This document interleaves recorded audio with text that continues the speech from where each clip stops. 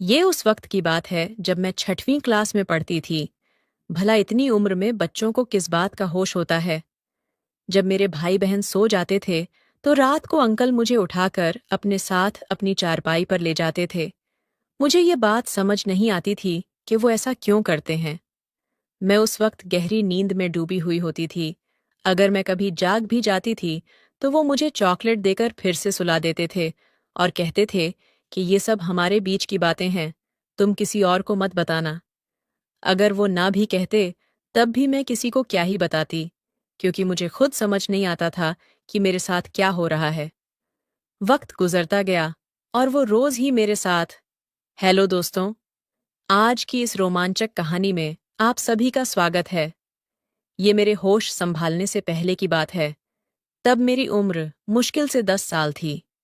एक रोज पापा के एक दोस्त हमारे घर आए। वो हमारे शहर में नौकरी की तलाश में आए थे, इसलिए मेरे पापा ने उनको रहने के लिए हमारे घर में जगह दे दी थी। हमारे घर में सिर्फ 2 कमरे थे।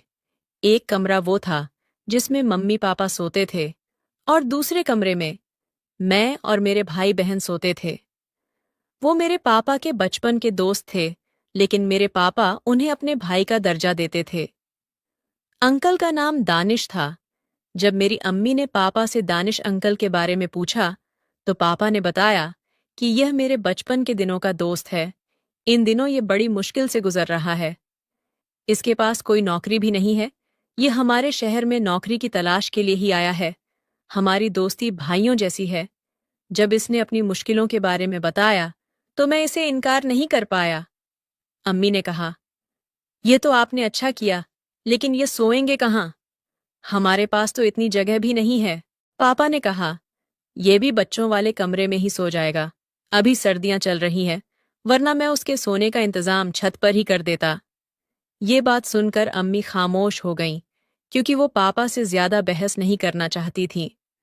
दानिश अंकल की एक बात मुझे बहुत अच्छी लगती थी। वो जब भी काम पर जाते थे तो कभी खाली हाथ वापस नहीं लौटते थे। वो हमेशा हम बच्चों के लिए कुछ ना कुछ खाने के लिए जरूर लाते थे। कभी चॉकलेट, कभी बिस्किट, तो कभी फल फ्रूट। हम सब बच्चे उनको प्यार से दानिश अंकल ही बुलाते थे, क्योंकि पापा कहते थे, ये मुझे अपने सगे भाइयों से भी ज्यादा प्यारा है। मुसीबत के दिनों में दानिश अंकल ने पापा का बहुत साथ दिया था। मेरे पापा की सैलरी बहुत कम थी। हमारे घर का गुजारा भी मुश्किल से हो पाता था। लेकिन जब से दानिश अंकल हमारे घर आए थे, तब से हमारे हालात कुछ सुधर गए थे। वो घर का राशन भी ले आते थे और हमारी ज़रूरतों का सामान भी लाते रहते थे। वो अम्मी से कहते थे कि अगर मैं इस घर में रहता हूँ तो इतना हक तो मेरा भी बनता है कि यहाँ के लोगों की ज़रूरतें पूरी कर सकूं। अगर आप मुझे इन बच्चों का सगा चाचा समझ लें तो इससे ज्यादा खुशी की बात मेरे लिए और क्या हो सकती है। दानिश अंकल की ये बातें सुनकर मेरी अम्मी भी उन्हें बहुत पसंद करने लगी थीं। दानिश अंकल वाकई एक अच्छे और नेक दिल इंसान थे। हमने उनको रहने के लिए जगह दी थी तो वो भी हमारे एहसानों का पूरा बदला चुकाने की कोशिश करते थे। दरअसल दानिश अंकल का अपने बड़े भाई से झगड़ा हो गया था और इसीलिए वो अपना सारा सामान लेकर शहर चले आए थे। यहाँ आकर उन्होंने पापा को अपनी सारी समस्या बताई और पापा ने भी उन्हें रहने के लिए जगह दे दी। दानिश अंकल अपनी कमाई का आधा हिस्सा हमारे ऊपर खर्च कर देते थे। अब हमारी अच्छी तरह से गुजर होने लगी थी। मेरे पापा को भी पैसे की कोई समस्या नहीं होती थी। हम 4 भाई बहन थे और मैं सबसे बड़ी थी। मेरी उम्र ही कुछ ऐसी थी जिस उम्र में बच्चों को बहुत सारे ख्याल आते हैं। ख्याल अच्छे भी होते हैं और बुरे भी होते हैं। मुझे दानिश अंकल बहुत अच्छे लगने लगे थे। वो मुझे पानी लाने को कहते या फिर कोई और काम के लिए कहते थे तो मैं दौड़ दौड़ कर उनका काम कर दिया करती थी। बच्चे खाने पीने के शौकीन तो होते ही हैं और दानिश अंकल रोज ही हमारे लिए कुछ ना कुछ खाने पीने के लिए लाया करते थे। अम्मी भी इन सब बातों पर एतराज नहीं करती थीं, क्योंकि वो भी दानिश अंकल को इस घर का एक हिस्सा समझने लगी थीं। हमारे घर में सिर्फ 2 कमरे थे। एक कमरे में मेरे अम्मी पापा सो जाते थे और दूसरे कमरे में हम सारे भाई बहन जमीन पर सो जाते थे। हमारे कमरे में एक चारपाई भी पड़ी रहती थी, पर अब उस चारपाई पर दानिश अंकल सोते थे। इन दिनों में कुछ ऐसा हो गया था कि मुझे उस इंसान को चाचा कहने में भी शर्म आती थी। मैंने अपनी जिंदगी में एक सबक हासिल किया था, और यह इस दुनिया की हकीकत है। यहाँ अपने तो गैर बन जाते हैं, लेकिन कोई गैर कभी अपना नहीं बन सकता। सारे बच्चे दिन भर खेलकूद कर, रात में जमीन पर बिस्तर लगाकर गहरी नींद में सो जाते थे, और मैं तो स्कूल जाने के अलावा अम्मी के साथ घर का काम भी किया करती थी। लिहाजा मैं तो और भी ज्यादा थक जाती थी। हम सबको रात में ऐसी गहरी नींद आती थी कि किसी बात का होश ही नहीं रहता था, और भला 6वीं क्लास की बच्ची को किस बात का होश रहता। रात में जब मेरे सारे भाई बहन गहरी नींद में सो जाते थे, तो दानिश अंकल मुझे उठाकर अपने साथ चारपाई पर लिटा लेते थे। मैं उस वक्त गहरी नींद में डूबी हुई होती थी। अगर मैं कभी जाग भी जाती थी तो वो मुझे चॉकलेट या बिस्किट देकर फिर से सुला देते थे, और कहते थे कि ये सब हमारे बीच की बातें हैं, तुम किसी और को मत बताना। अगर वो ना भी कहते, तब भी मैं किसी को क्या ही बताती, क्योंकि मुझे खुद समझ नहीं आता था कि मेरे साथ क्या हो रहा है। धीरे धीरे वक्त गुजरता गया। वक्त के साथ साथ दानिश अंकल की हरकतें और भी अजीब होती जा रही थीं। बस फर्क इतना था कि अब उन हरकतों में वाहियात बातें भी शामिल हो गई थीं। हम बच्चों वाले कमरे में थोड़ी सी जमीन खाली पड़ी थी। दानिश अंकल ने पापा को सलाह दी कि अगर आप बुरा ना मानो, तो मैं इसी कमरे में एक छोटा सा कमरा बना सकता हूँ।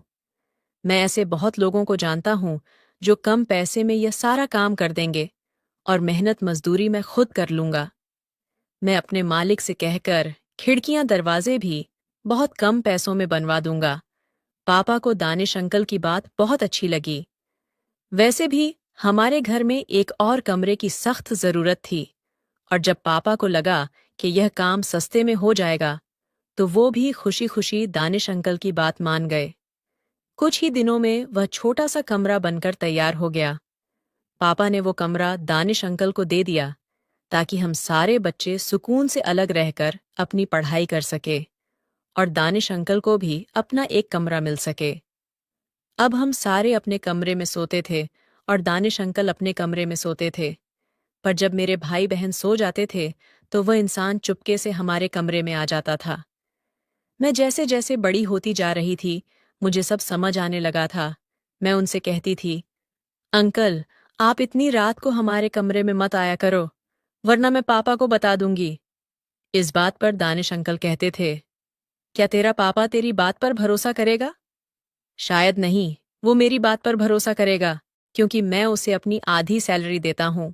मैं कह दूंगा कि तुम खुद ही मेरे पास आती हो, क्योंकि तुम्हें मुझसे अपनी फरमाइशें करनी होती हैं, और जब मैं तुम्हारी फरमाइशें पूरी नहीं कर पाता हूँ, तो तुम गुस्से में मेरी शिकायत करने आ जाती हो। उनकी ये बात सुनकर मैं बहुत डर जाया करती थी।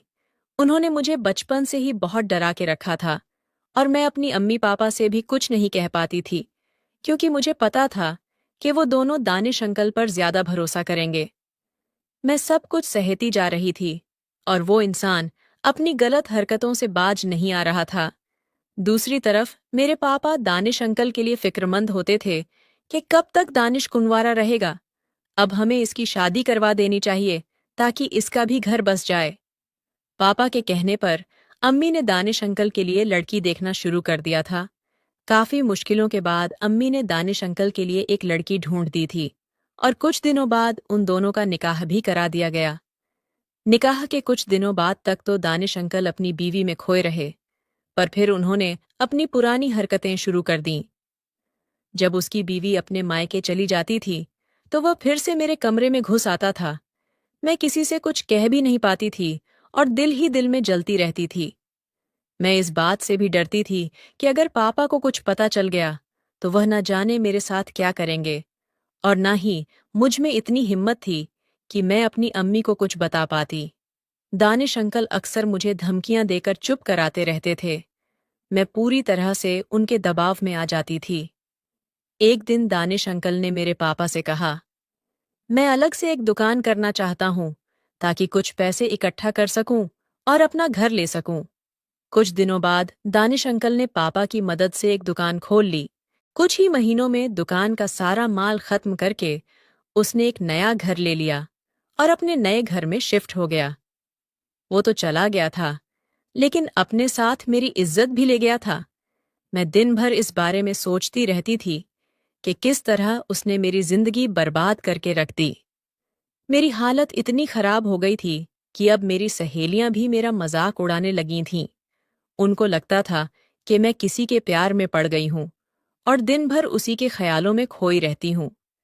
लेकिन उनको क्या पता था कि एक दरिंदा मेरी जिंदगी को तार तार कर गया है। वो शख्स तो अब मेरी जिंदगी से जा चुका था, पर मैं इन यादों का क्या करती जो अब मेरे दिल और दिमाग में बस चुकी थीं। मेरा सुनहरा बचपन एक काली परछाई बनकर रह गया था। मेरी सुनहरी उम्र मैली होकर निकल चुकी थी। मैं बस यही सोचती थी कि मैं कैसे इस गंदे इंसान को मौत के घाट उतार दूं। हालांकि ये काम मेरे बस का नहीं था, लेकिन मैं यही दुआ करती थी कि कब इस इंसान को मौत आएगी और मेरे दिल को सुकून आएगा। या तो इसका एक्सीडेंट हो जाए या फिर ये कहीं डूब के मर जाए। जब वो हमारे घर से चला गया तो मेरे दिल को थोड़ा सा सुकून आया। मैं अपने कजिन रेहान को बहुत पसंद करती थी, पर मैं यह भी जानती थी कि मैं उसके काबिल नहीं हूं। एक अरसे तक मैं उसके प्यार के लिए तरसती रही, लेकिन मेरी बदनसीबी देखिए। जब वो खुद मेरा हो जाने के लिए तैयार हो गया तो मैंने उसे इनकार कर दिया।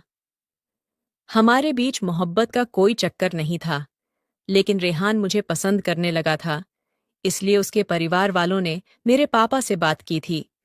रेहान मुझे अपनी दुल्हन बनना चाहता था और उसकी दुल्हन बनना तो मेरा सबसे खूबसूरत सपना था। एक दिन रेहान ने मुझसे बात की और निकाह के लिए मेरी रजामंदी के बारे में पूछा।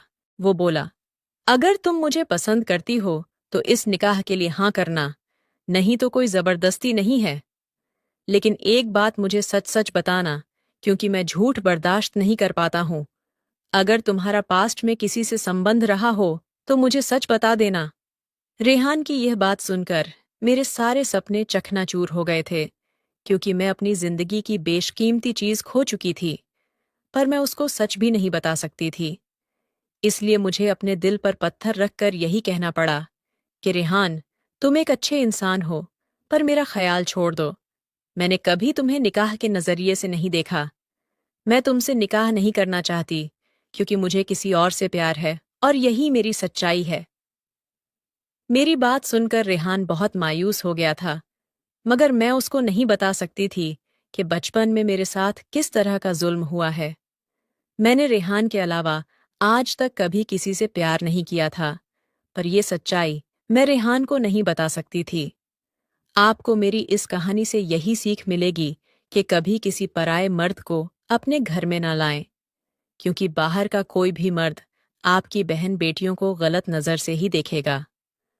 आज के जमाने में हम किसी पर भी इतना भरोसा नहीं कर सकते, इसलिए आप सभी से गुजारिश है कि अपनी फैमिली का अच्छे से ख्याल रखें। कमेंट करके ज़रूर बताइएगा कि आपको ये कहानी कैसी लगी। अगर आपको ये कहानी पसंद आई हो तो इसे लाइक करें और अपने दोस्तों के साथ भी शेयर करें। आगे भी ऐसी रोमांचक कहानियों के लिए हमारे चैनल को सब्सक्राइब करें और बेल आइकन दबाना ना भूलें।